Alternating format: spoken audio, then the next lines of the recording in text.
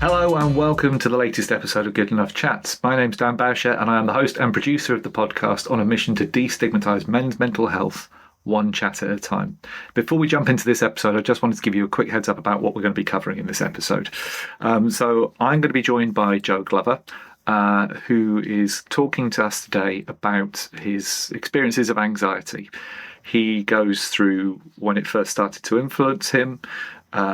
He talks about how it impacts on his daily life, and he also talks about some of the things that he has learned along the way that help him to deal with that and lessen the impact that it has on him overall.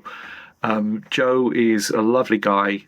He's incredibly open during this conversation, and it's a really good chat that I think has the potential to help a lot of other guys realise they're not alone and that there are positive things that they can do to influence their own mental well-being. So I hope you enjoy it, and without further ado, let's jump straight into it.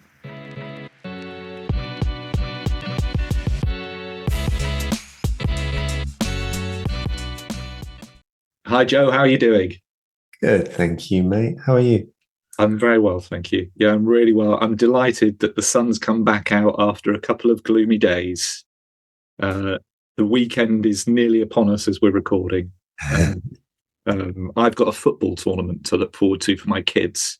Cute. So No, that'll be fun. That'll be fun.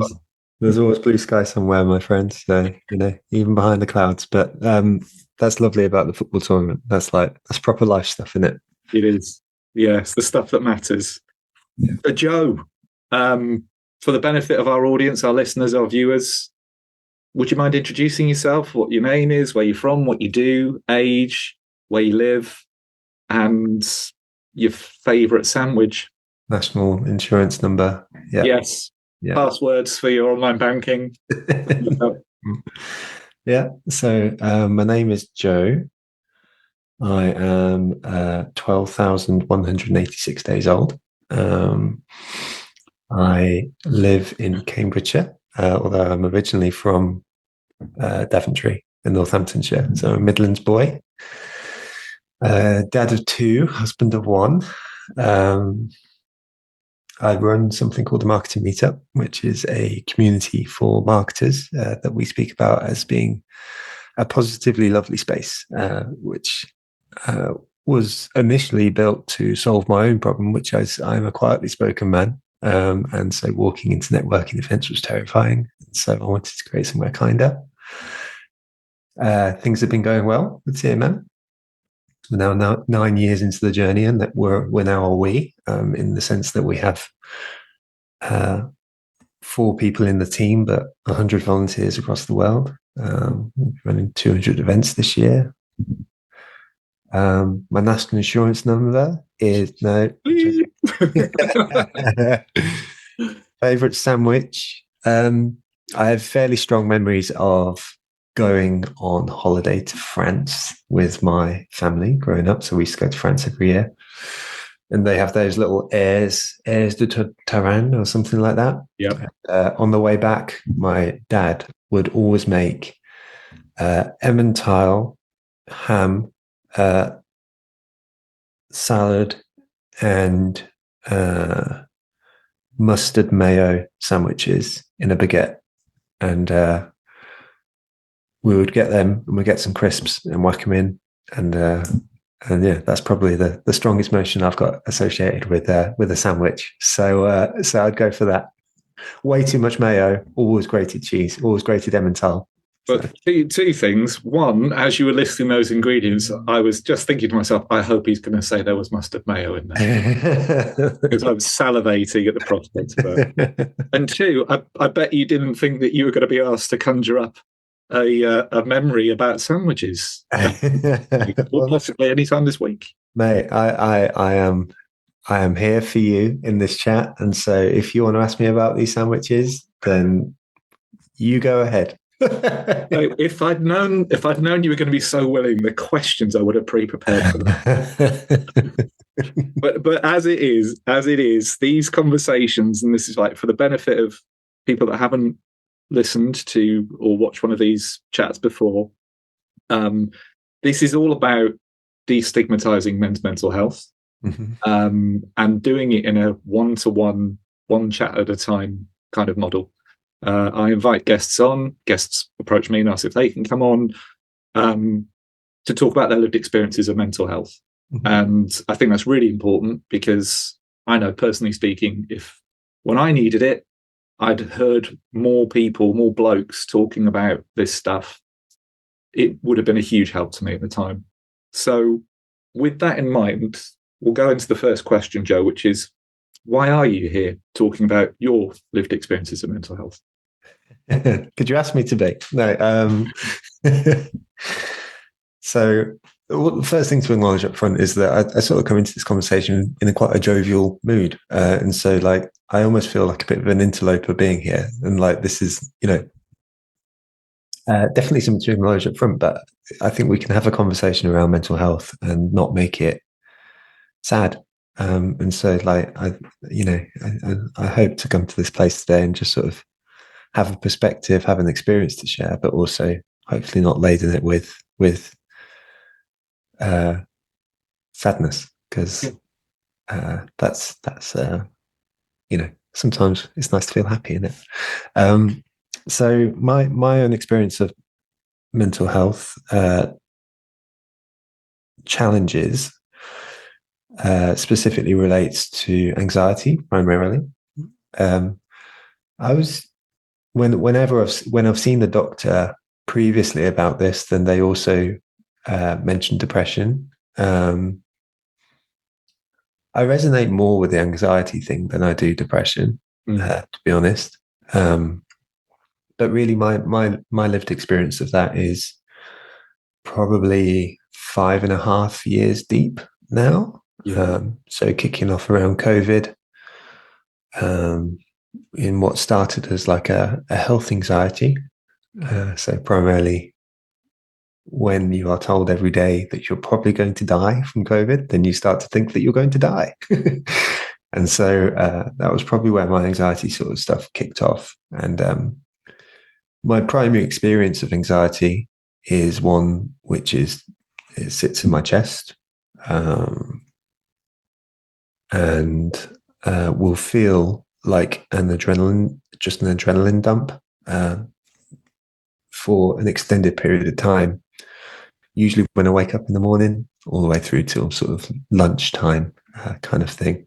Some people might just say I'm being hungry, but I don't think it's that's a joke.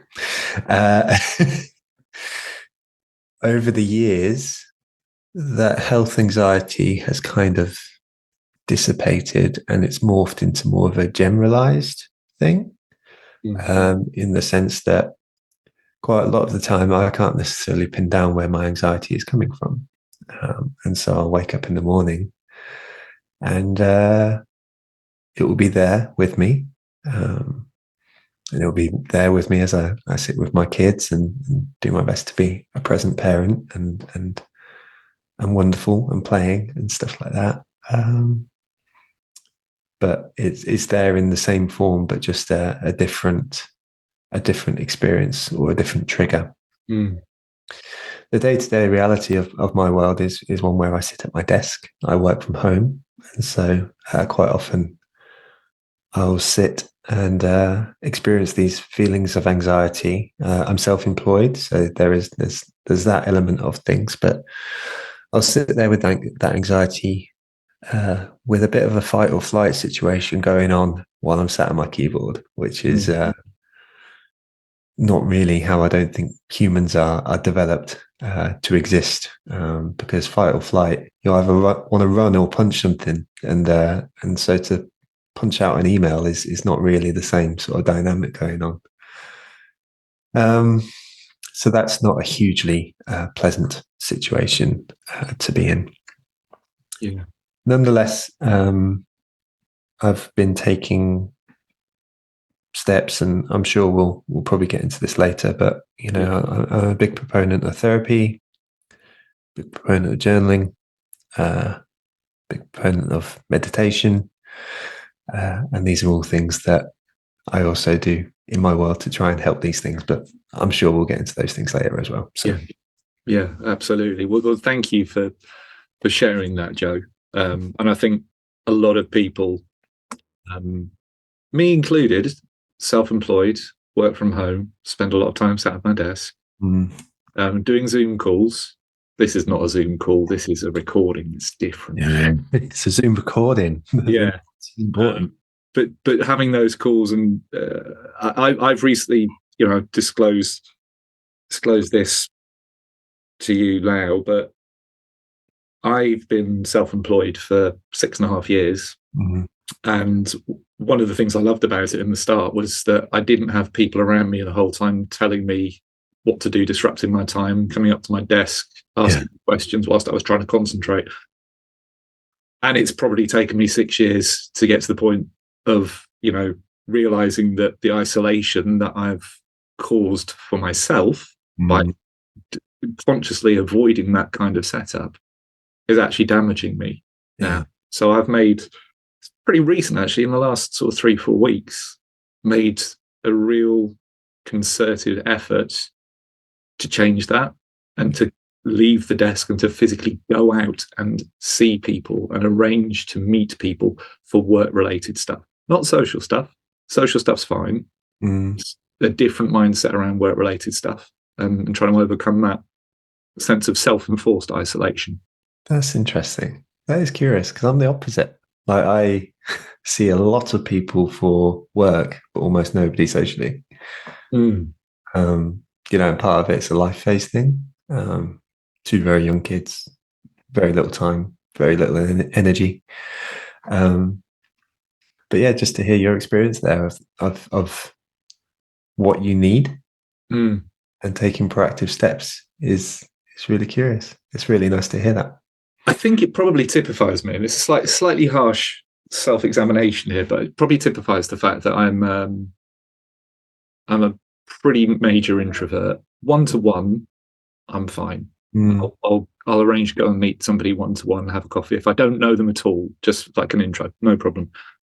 Stick me in any sort of group environment, and it's a different ballgame altogether. So, the idea of networking, the idea of turning up at a seminar and not knowing anybody there at all, I will be the wallflower, 100%. And kind of working this way gave me a chance to step away from that completely. Yeah. Totally control my environment, but I went all or nothing on it. Yeah. And it took me quite a long time to realize that actually having done that was causing me a problem.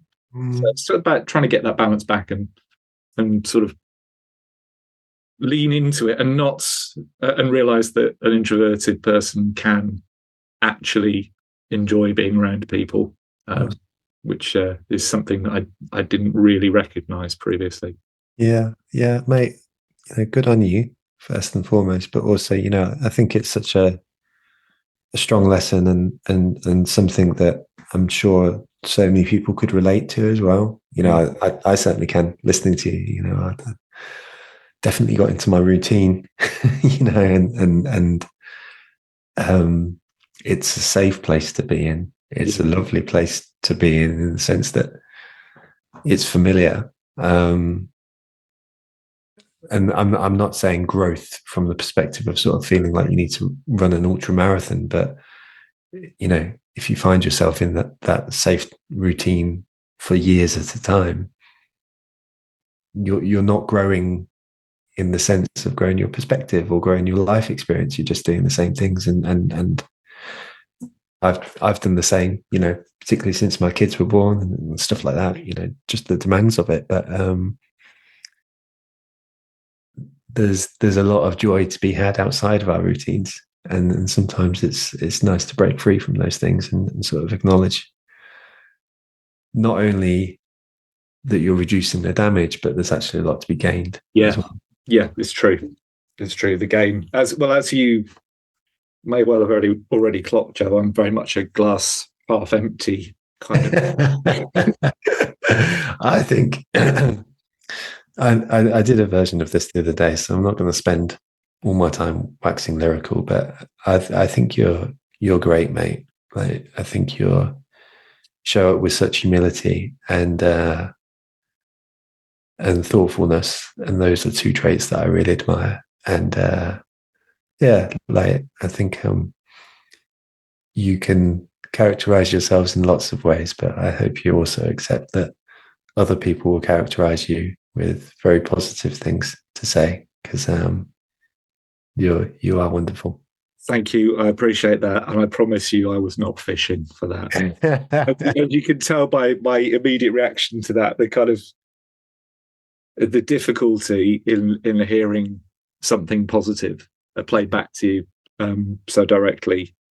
That's harder. That's harder than hearing something negative said.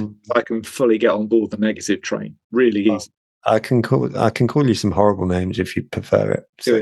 If you could sort of just weave nasty phrases into your responses for the rest of the podcast, I think that'd be great. And I think if I could then put the headline of the podcast as Joe Glover says nasty things. All right.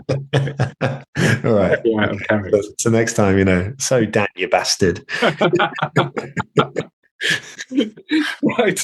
So on that note, so thank you for saying out that context about the sort of the why you've come forward to talk about your experiences. For like setting kind of context on this, you talked about being in a good headspace right now. How's your last week been? Last week, extraordinarily busy, in every direction. But so one of the lessons in growing my business, and I know this isn't a business podcast, so I'm not going to go, mad on the business stuff, but like 10x, Joe, 10x is there's two things which I think are true around growing a business, which is the first is that you kind of have to create opportunities for yourself. Yeah. And then the second is that you have to show up, and you keep on showing up, and then there's a circular sort of thing, you show up enough, then opportunities get created, and you keep on moving forward in one way or another. And so the past 2 weeks have just been ridiculous. So I had a moment of inspiration and created a bunch of opportunity. And so I think I've spoken at 9 separate events, done 4 podcast recordings, sent 9 newsletters, actually run my company, which I was supposed to do as well. Launched a new course. It's been a very, very busy period of time, and sort of heading out of COVID, then of course the reintroduction of travel. And so, sort of spent a lot of time in London and Birmingham and Leeds and all this sort of stuff. So it's been busy. That being said, like also what's been really lovely is I've been at home when I have been at home, and my wife and I have been decorating. In fact, my wife has primarily been decorating. I've been trying to not mess things up too much, but I've been a willing volunteer for at least a portion of the exercise, But I guess the subcontext to, or the subtext to your question is, how's your last week been emotionally? And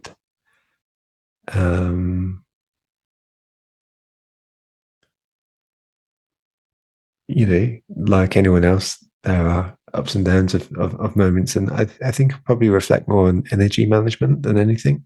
Yeah.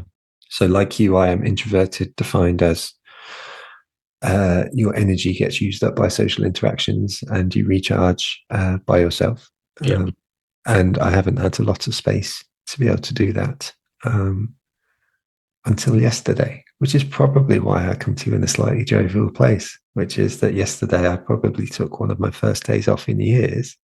Oh, wow. Where I could have been working, but I didn't. But also, the kids were at nursery, my wife was at work.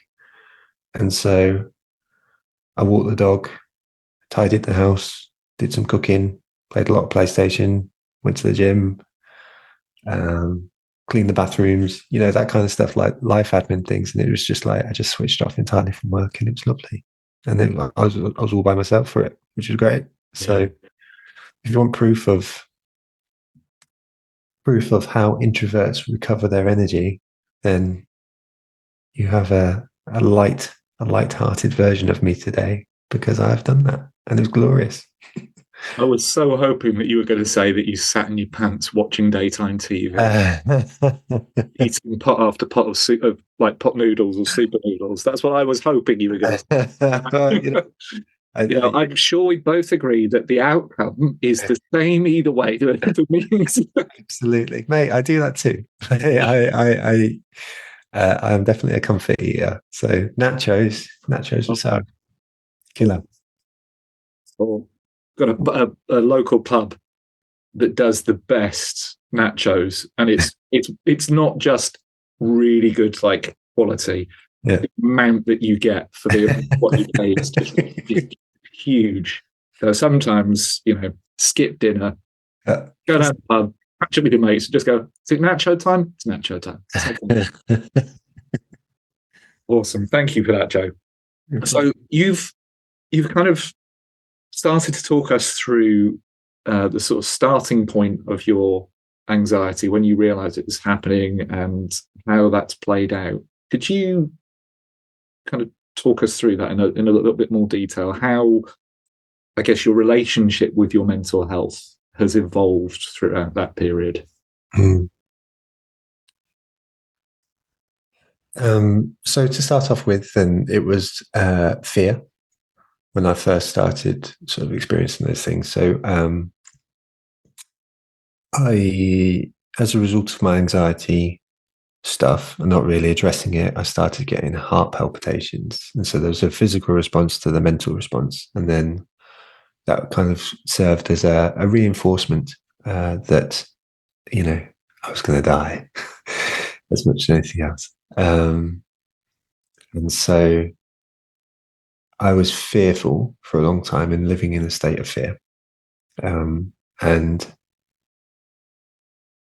the way that I will deal with a lot of things is I guess to give an example, like around exam time when I was a kid, I would outwardly and in my brain sort of think that I was doing all right, but my body would start doing things that would, be the opposite, like tired or breaking out in spots or whatever. And, so my body was showing anxiety, even if I wasn't in my head, and so the heart palpitations was a version of that for a little while, which was maybe I hadn't acknowledged what was going on, but my body was telling me as such.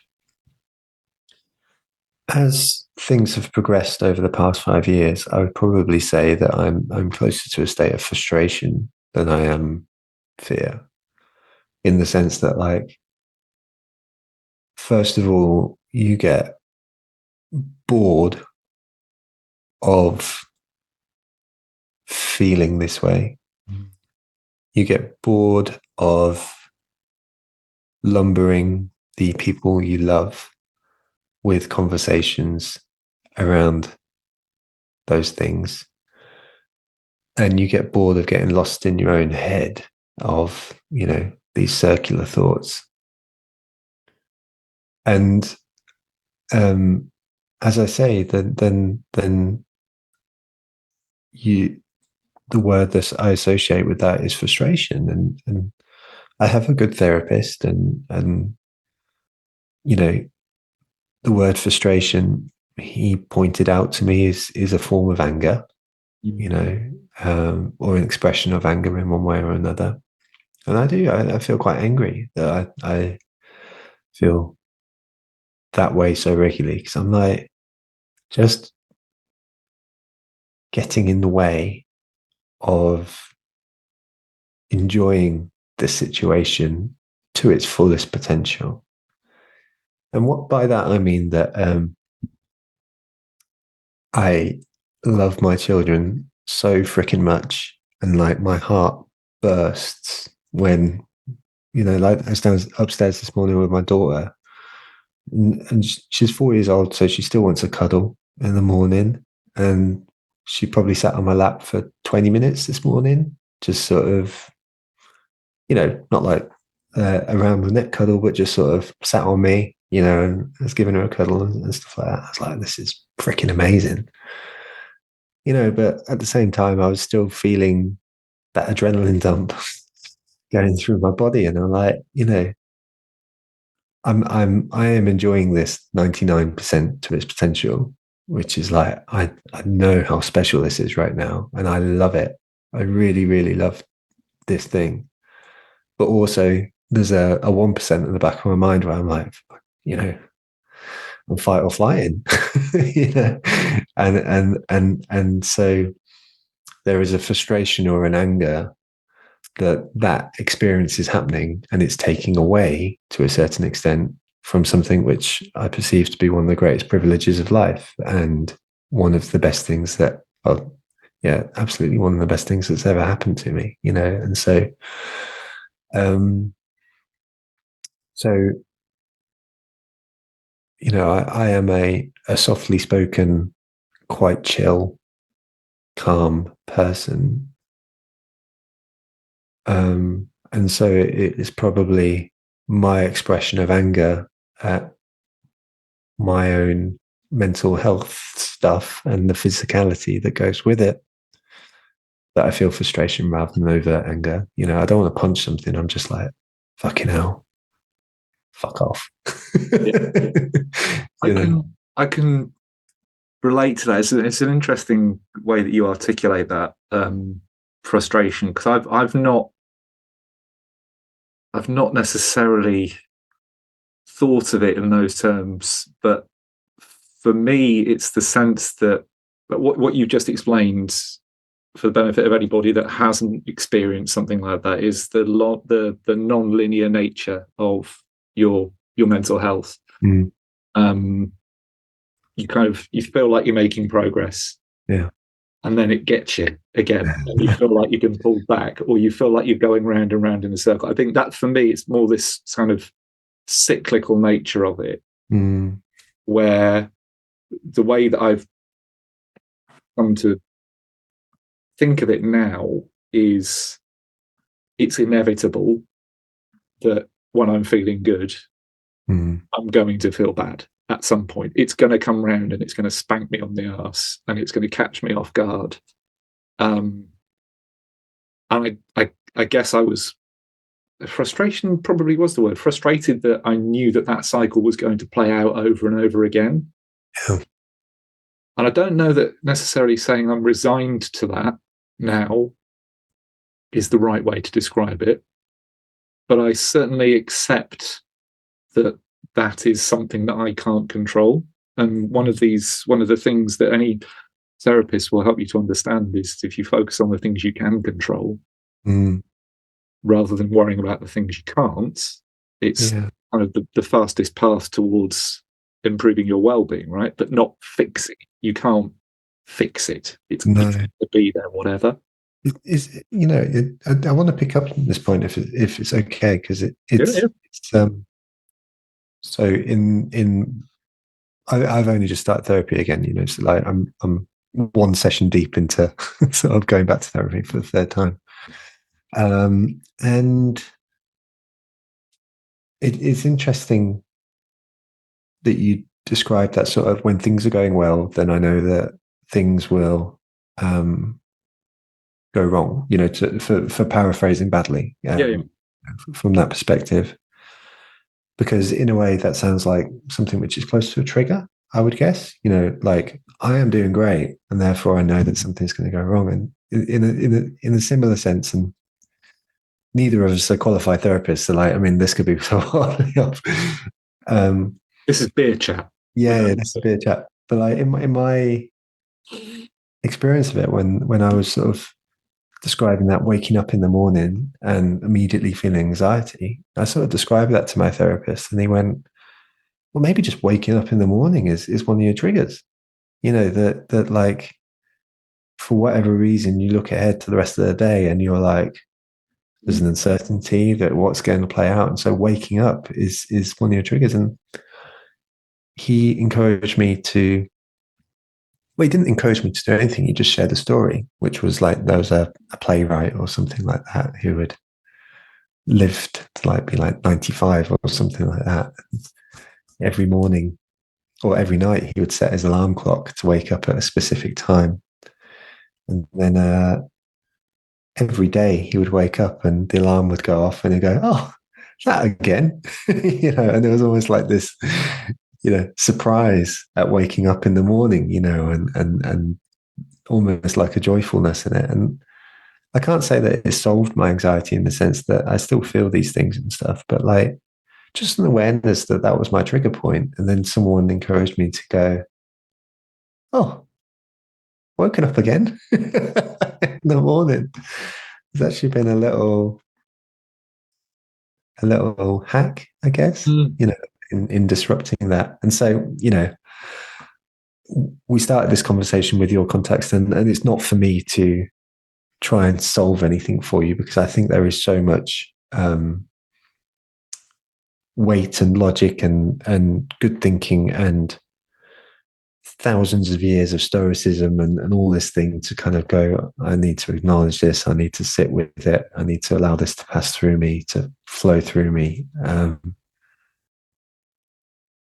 The but is that I've noticed my trigger point recently and done a small reframe, and it's been a little bit useful, which is that's similar to it may be exactly the process you go through with CBT, isn't it? Cognitive behavioral therapy. And that really opened my eyes to the benefit of micro habits and acknowledging the small things. Yeah. So kind of go from feeling awful and not understanding what's going to make you feel less awful to recognizing what little things indicate that you're in a good place, and getting better and better at spotting when you're not doing the things that put you in a good place, right? So for me, it's things like if I'm reading before I go to bed, that's a positive. If I'm running regularly, not quickly, not far, just the act of running. You got your things behind you. Yeah. Yeah, well, they're literally there as a reminder to me. It's not showing off to anybody else. Every time I'm on a call, I'm looking, those are there to remind me that that's a thing that I like to do. That's why the medals are over that side, so no one can see them on the calls. I'm going to look at those, because that's less showy off, showy offy. But yeah, the medals are over there. But so it's kind of spotting those little signs, recognizing what helps you to feel content. And 100%, when I feel really bad, it's because I've stopped doing those things, and I've stopped doing those things because I feel bad, and it becomes the wave starts to build, so I can totally relate to that. A little aside on that. So CBT for me, when I won't go through the whole story because it will go on forever. But the upshot is, I had been biting my nails for decades, decades and decades. It's an anxiety thing, just chewing them to the point where they were bleeding, literally ruining my fingers and my ability to even hold a pen at certain points. So I was chewing. And I went to therapy for the first time. And this is my kind of introduction to CBT. And the therapist got me thinking about why I was doing it and what context I was doing it and what impact that was having on me, because I was aware that my fingers looked a mess because I was doing it. And then I'd go into meetings at work not showing my hands around a table. So I wouldn't want to have them above the table. I'd put plasters over them to cover them. And I was very aware that people would be looking at my messy fingernails. She just said, well, what would happen if you didn't bite your fingernails? I said, well, I wouldn't be worrying about them during meetings. She said, yeah, then what would happen? I said, well, if I wasn't worrying about them during meetings, then I wouldn't be preoccupied and I would be focusing more on the meetings and I would feel like I was contributing more to it, like I had the right to be there. And the whole dynamic would just, oh, okay. And overnight, stop biting my fingernails. They're asked, aren't they? Bloody therapists, Yeah. asking these questions. What do they earn their money for? God. But it's, and I know some people CBT doesn't work for at all. Yeah. But for me, that was such a clear, well, hang on a minute, let's rationalize this, rationalize the irrational. Mm. And it's changed everything ever since. Yeah. Because it's just not a thing that I'm thinking about when I go into a room. No. It's, the difficulty of these conversations is that everyone's context is going to be so wildly different that it's unfair for us to generalize and sort of say this will be a panacea. But nonetheless, my experience of it, to the spirit of what you've just been saying, is that self-awareness piece is just so huge. But self-awareness paired with a logical questioning of those things. Basically, she didn't even do the 5 whys with you there. She only did the 3 whys, and sort of you ended up in a different place. And it's as we have both experienced, these interventions and these questions don't change the world, but they might change a moment. And if you change a moment, then you may change another one. And exactly as you've described, then the wave can kind of happen. And it's not about solving it, because as you've acknowledged, like, these things can go in moments and cycles, and it can be great and then we can not be great, but to at least have a challenge to that place and find a chink of light in what could otherwise be darkness is a fabulous thing. It's why these chats are important. It's why for us therapy has been beneficial.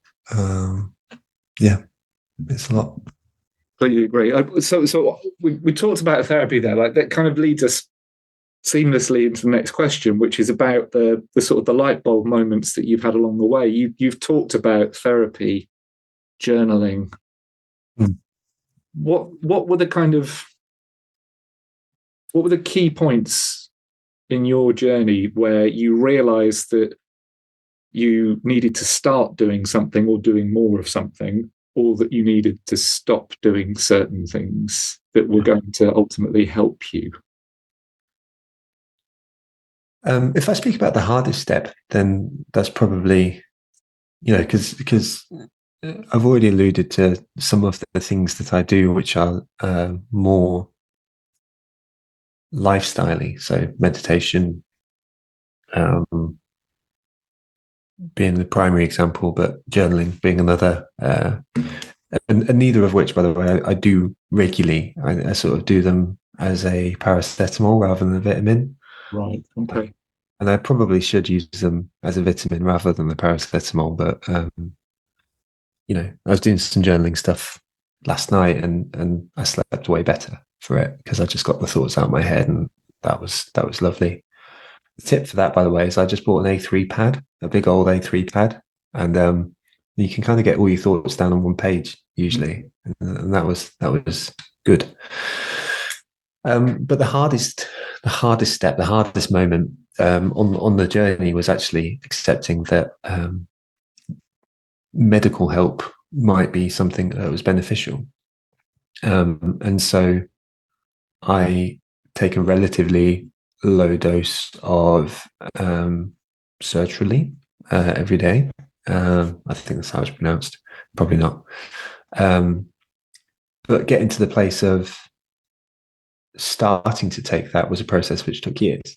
And the reason for that was that there was the taboo around happy pills. And even within my own family, like the conversation, so not the family I'm in, as in my wife and 2 kids, but sort of our sort of original family. God, that's not very eloquent of me. Anyway,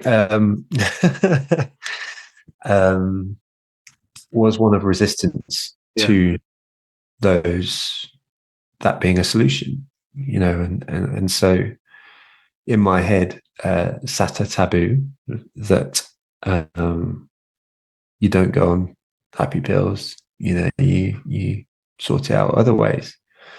It was actually, part of this was, and I'm sure my mum would feel fine with me explaining that, like, mum and dad were sort of opponents of that kind of conversation, so they were both police officers, so they've kind of seen things in their world, and so, but like, she in particular was like anti taking them, but actually changed her mind when she saw other folks sort of go on their own journeys and sort of realized that actually there's just things that people need to do to give themselves a leg up on. And so probably the triggering point for me, there was two trigger points for me going on medication. The first was a conversation with my mum where I actually realized that she changed her mind. And so I was like, oh, cool. Actually, that does make me feel better about it. Because, by the way, she is the world's most wonderful, empathetic, kind, thoughtful, wonderful mum in the world. She really, really is. It was just that she held an opinion about that thing, which I carried as my own opinion for quite a long time. And when I realized that she didn't hold that opinion anymore, I was like, oh, why do I? Because, like, that's a silly thing. And then there was a second phrase that really sort of helped me on that journey, which was I was speaking with a mate called James, not my co-founder, a coach, and he just had a phrase which I thought was quite lovely, which was, it's quite hard to do the work when you're on the floor. And so if you are on the floor, there's just no shame in, like, trying to bring yourself off the floor so you can start doing those positive, productive things to move yourself from the bottom to wherever you want to be, but, like,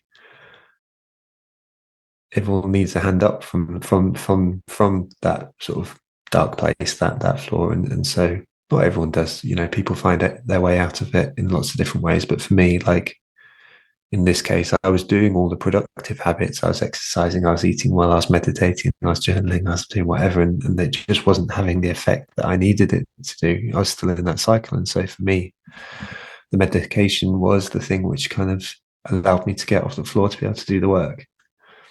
And so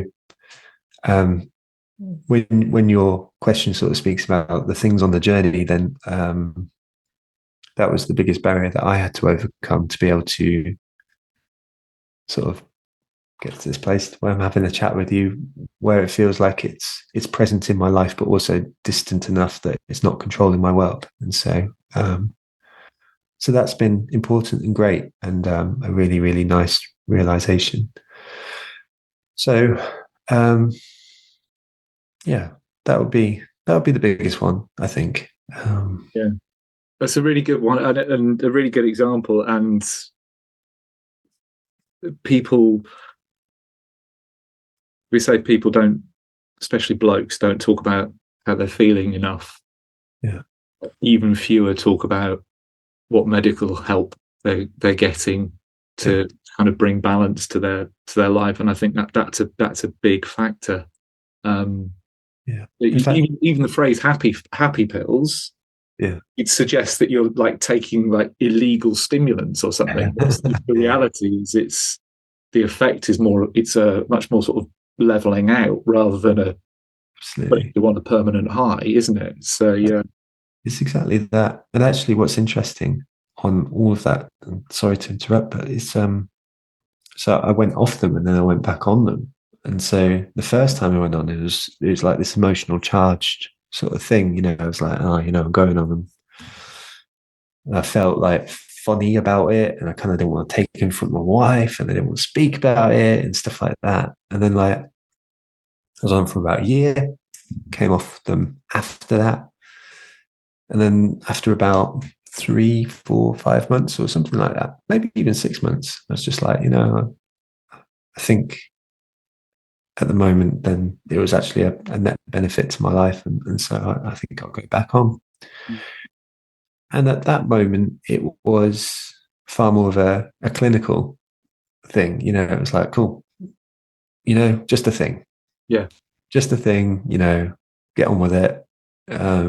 If you feel like you need the help, then cool, just do it, and so it was a decision made in a week rather than 3 years, and it started again, and I felt a bit nauseous for a couple of weeks, and then things balanced out, and like, it helps. And so, just the second time round, there has been so much less of a feeling that it's a big deal. Yeah. Just like, cool. Yeah. Because you've broken that you've broken through that particular barrier psychologically, and also you've felt the benefit of it, which is the most important thing of all, isn't it? I think my kind of story, I guess mine sort of starts back at university. That's the first time I went on to antidepressants, and the first product that I was put on, it absolutely zombified me. Right. So I had to go back and get put on something else, and then felt some benefit from that. And then years and years later, when I sort of crashed out of corporate life with a combination of anxiety, depression, burnout, I went on to medication. I was totally up for going on to medication, because I knew I was going to combine that with therapy. So I wasn't pinning my hopes on just the meds. It was the combination of the two. Yeah. And I think I stayed on them for probably 18 months or so, and then started to feel like they weren't really doing anything for me. And came off them and haven't been back on them since. I have been sort of thinking, being completely candid, over the last couple of months, been thinking about going back to the GP and saying, actually, I think I might need to go back onto these. But there's no stigma in my head attached to saying that now. Whereas previously, well, the era of Prozac Nation, all of that kind of headline grabbing media frenzy around Prozac, and it helped no one. No. No one. No. I mean, clickbait, whatever, it helped a journalistic angle, but probably did a lot of damage to other human beings. Yeah, the people that really needed it were probably the ones that were most damaged by that, and that perception of what being on that medication meant or what it did. But that's the whole spirit of this conversation, right? Yeah. It's like surfacing these things and just going, Jesus Christ, this is your bloody life, and actually nobody is watching quite as much as you think they are. Yeah. And so, not in a discouraging way, in the sense that, like, this is your choice, and we're having this conversation because we have a sense and hope that it will help other people. But if you want to go on your journey in a far more quiet way, nobody's watching in that way and going, God, Jimmy's an idiot. Or whatever, but that's a really important, nuanced point to make, Joe, that these conversations are happening not to make sure that lots of other people come forward and record their conversations and put them out into the public domain, but so that people can see it's not a bad thing to be open about what you've experienced. And if the upshot of this is somebody sees it, listens to it, and it recalibrates how they're feeling slightly, and it gives them an incentive to go and do something positive quietly to improve their own situation. That's gold. That's and you and I will probably never know who those people are. That's all right, isn't it? And that's fine. Yeah. But I know, sort of going back to much earlier in this conversation, I know that when I first went onto antidepressants, there have been more voices from people who I could relate to talking about what they were doing, what their experiences were, would have made all the difference, 100%. And that's why I really appreciate you coming forward with the platform that you have for yourself, that you've built for Marketing Meetup. Having someone like you talk about this stuff so openly is going to positively impact others. And the kind of the multiplier effect of that, who knows? But no bad will come of this, for sure. No, one hopes not. Like, life is short, and I kind of had a sense once upon a time that legacy was going to be really important to me, but like, defined as statues and trophies and CBs and OBs. And don't get me wrong, if someone wants to build a statue of me, then fine. I mean, I'm not sure it would be particularly justified, but but like, there is so much joy in that thought of like just someone else feeling seen, and I think there's so much power in being seen and being heard, even if it's on the other end of an audio transmission when someone's walking a dog. Hat tip to all the dog walkers who've listened. Yeah, we also need to mention the cat walkers, the duck walkers, snake handlers. The buzzard. No, that was falconry. Falconries? Falconists. Shout out to all the falconeers listening. Yeah, people that do stuff with birds of prey. That's fine. Yeah.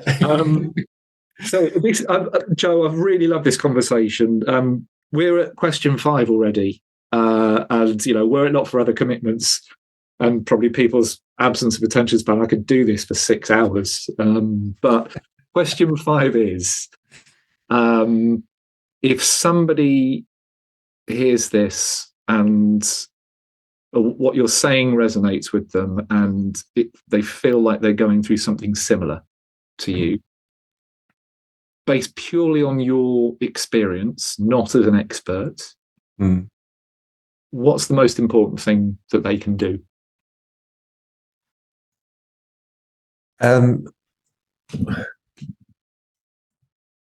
Run your own race, I think, to a certain extent. So I know the things that helped me were realizing that people around me didn't hold a taboo, but had I not given a shit about that taboo, I would have got help a lot earlier,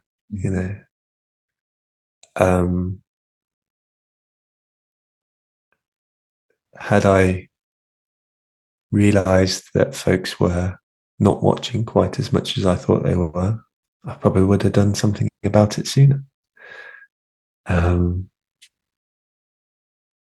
So, had I not listened to some bad advice and got some good advice, then I probably would have done something about it sooner. And all these things sort of get up into the category of run your own race, right? Like,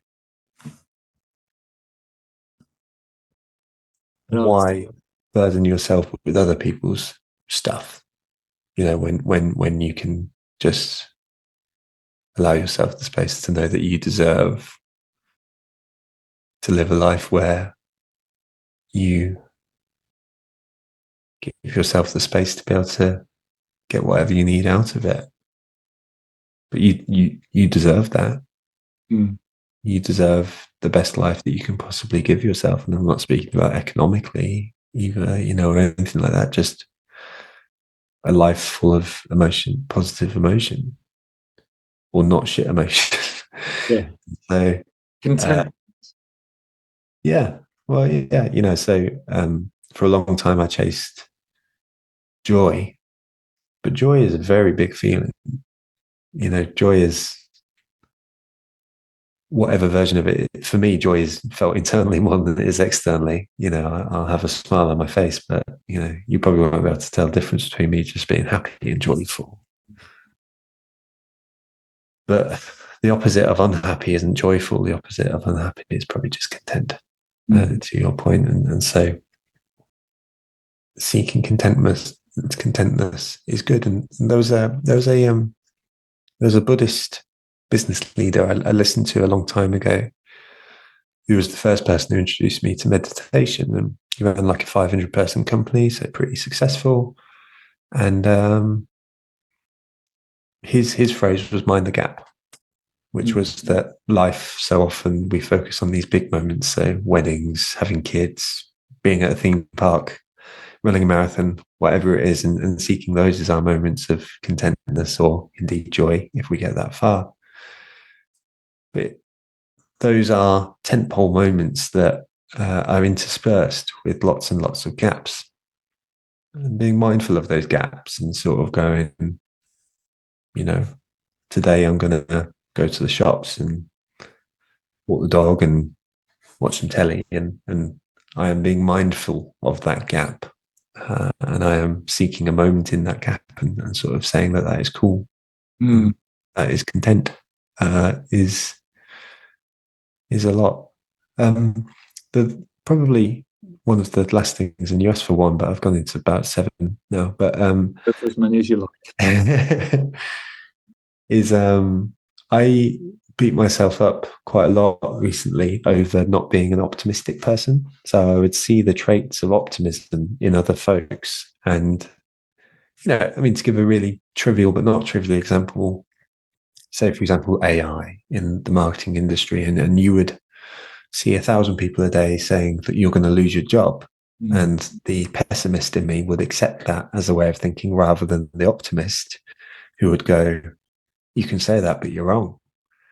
And I know some people who are like, you can say that, but you're wrong, because I believe and because I am optimistic. And I'd look at those optimistic people and I'd go, God, I want to be like you. And actually, one of the things that's really helped me recently is saying, well, yeah, that character trait of being an optimist, that can be mine. That can be mine too, but I might just have to earn it, and it might be earned through life experience, i.e., being on this planet long enough to become an optimist, if that's something I choose that I want to do. It may be through hardship. I may have a horrible time and then come out the other end of it and be an optimist. It may be found through success. Maybe one day I'll sort of have a really successful moment. I'll go, oh, this validates everything I've ever thought about being an optimist. And so, maybe I am now, but all of these things, they will come in time. But right now, if I don't feel like that, then I'm going to stop beating myself up for not being the things that I want to be. And this can work in so many levels. Today I am not happy. Cool. It's fine. We're not all happy all the time. In fact, some of us are sad a lot more than we are happy. Cool. But you know what? One day I can earn my happiness in a way. And I don't say earn, maybe grow into. I can grow into my happiness through being here longer, through hardship, through success, through surrounding myself with certain sets of people. And so I guess there's a message here about self-awareness. There's messages here around minding the gaps, and there's probably just a message around forgiveness to yourself, that even if you're not what you say that you want to be, that one day you can be. And that's available to all of us. But it takes time, it takes patience, it takes life experience, it takes whatever we need to go through. But hey, if we want it, then it can be yours. Yeah. And, Yeah, I love that. And two things occurred to me. One is about running the race, and one is about mind the gap, as you were talking there. Running your own race, it's important that you don't beat yourself up for not having started to run your own race sooner. You can start running your own race at any point in time. And that I'm saying that as an aid memoir for me, because I like to beat myself up quite a bit. the other around mind the gap. And this was spurred by the fact that you used the marathon, running a marathon as an example. Running a marathon isn't about the day. No. Running a marathon is about the journey, the literal journey you're going to go on from the start of your training to that day. Mm-hmm. And that mind the gap point for me is like seek enjoyment in the journey rather than the destination, because then it doesn't necessarily matter if you don't get to where you thought you were going, but you would have had fun along the way. And that's something that doesn't come naturally to me. Mm-hmm.